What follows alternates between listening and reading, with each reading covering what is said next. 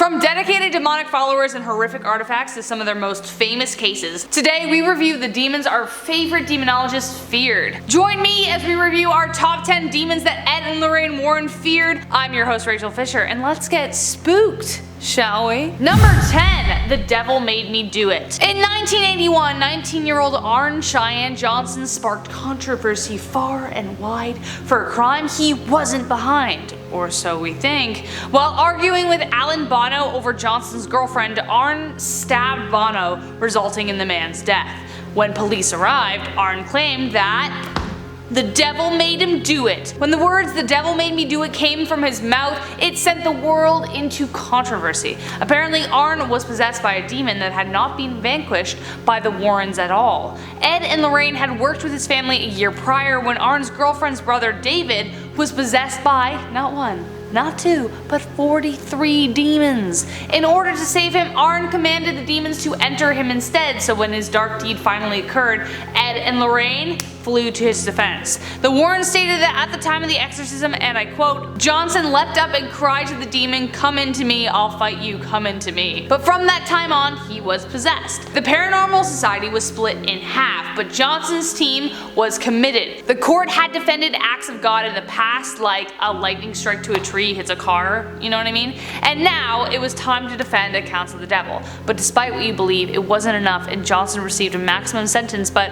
was released after good behavior just 4 years later. But still, the fact that these demons were never truly vanquished left the Warrens terrified that this might be the case elsewhere. Number 9. The Smurl Haunting. Jack and Janet Smurl sound like they should be like the leading couple of a comedy featuring Jennifer Aniston and Jason Sudeikis. But of course, wrong list. The plight of the couple attracted the attention of Ed and Lorraine Warren after a series of dark and ominous events struck, of course. In the 1970s, the family started experiencing shocking technical mishaps like their TV bursting into flames and toilets flushing by themselves. I know, do ghosts poop? Apparently. At first, they didn't think anything of it, but then the knocking started, in a peculiar pattern of 3 followed by terrible sudden odors, making the Smurls feel ill. The strange noises and smells were swiftly followed by sightings and thus entered the Warrens. The Warrens discovered a presence of 3 separate demons, and despite 3 exorcisms, the family reported the return of the demons until finally they let go 15 years later. Number 8. The Haunting in Connecticut. The mortuary turned home for the Snedeker family in Southington, Connecticut definitely created the perfect breeding grounds for a scary story. One that left even the Warrens uneasy in their skin. First off, moving into a mortuary? No thank you. In the 1980s, the Warrens took on the case of Carmen and Al Snedeker, who were being tormented by a series of restless spirits and demons. So in this case, it's not just one, but many that they feared. The family reported the smell of rotted flesh lingering in the house because, I don't know, it was a mortuary, and that the taps would turn red out of nowhere. The eldest son was plagued by visions of ghosts, and both Carmen and Al reported being sodomized by the ghosts. It's a very specific activity. Which led to the Warrens making the discovery that whoever the morticians were, their activities were not always professional, if you get my drift. I don't know what's worse, the demons themselves or like the people who used to live there. Ugh, can't handle that. This was one of their most confusing cases and remains under scrutiny to this day, but the Warrens knew whatever it was had to be exorcised.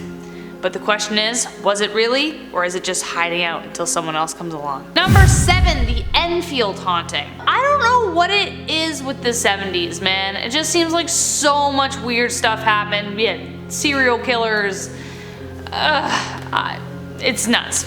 But it just seems like it's one of the strangest times in history, what with violent killers and violent hauntings. The Enfield Haunting took place in Brimstown, England, and remains one of the more boggling cases the Warrens worked on. Peggy Hodgson and her family claimed to have seen furniture and toys being thrown and moved by unknown forces in their homes. They even claimed that violent voices were heard and that their children were levitating in the air. They caught the photo of the girls levitating when the investigators set up a wired control camera into the room, which periodically periodically caught images throughout the night. Whatever it was, the Warrens knew there was a demonic entity within the house and immediately set to work. Number 6. The Perron family case. The Perron family lived in the old Arnold estate, which inspired the scariest film I have ever seen personally, because if you've watched me on Central Dark, you know how low my tolerance is. But anyway, it's still awful.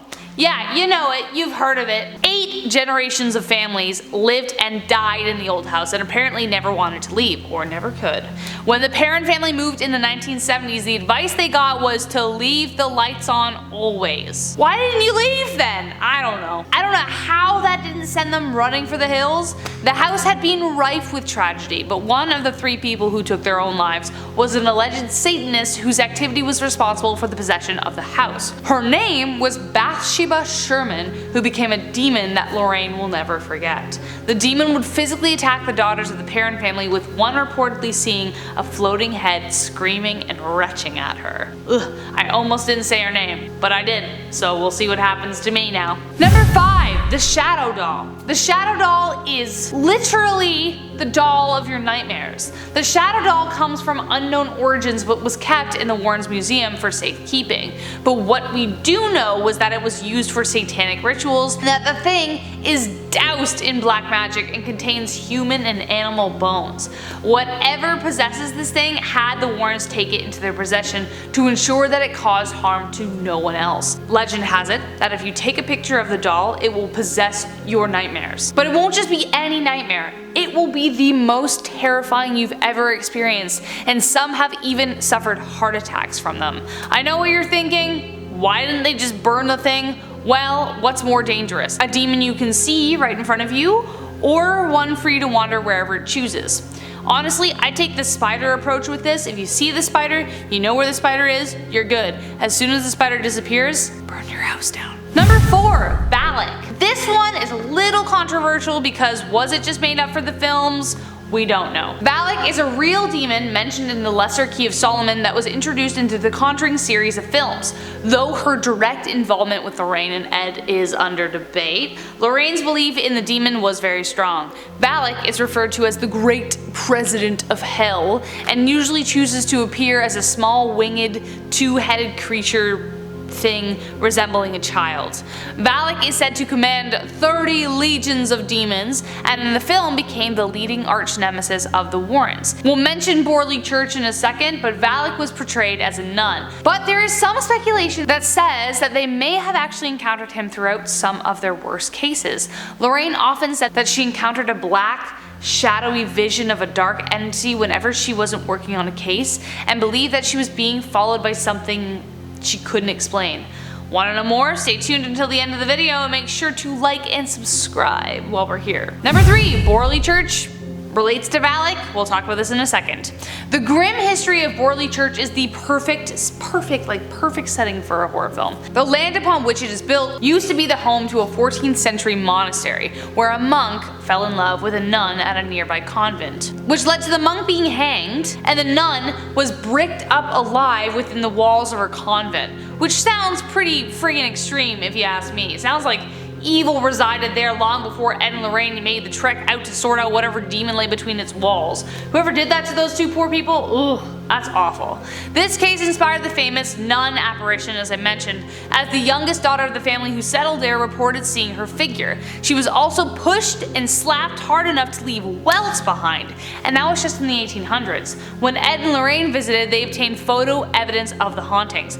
Ed captured the image of a monk leafing through one of the books at the altar, and Lorraine experienced a black entity rush past her. Valak. She remembered feeling an overwhelming sense of evil. A picture revealed later showed that the shadow of a nun was rushing past her, so that's where the image came from. So was it Valak? We don't know. Number 2. The Annabelle Doll. You knew. Probably the most famous of the hauntings conquered by the Warrens was the Annabelle Doll. It would almost be a crime not to mention it. Dolls are already eerie with their black, piercing, beady eyes that look like there's nothing there. But in this case, the most terrifying part was the thing behind it. The case dates back to the 1970s when a Raggedy Ann doll was innocently purchased from an antique store for her daughter. Soon the doll began raising alarm when it would change positions in the house, boggling its owners. But when the notes started showing up saying help me and help Lou, then they came home to find it covered in blood, and they decided then that they needed to call a professional.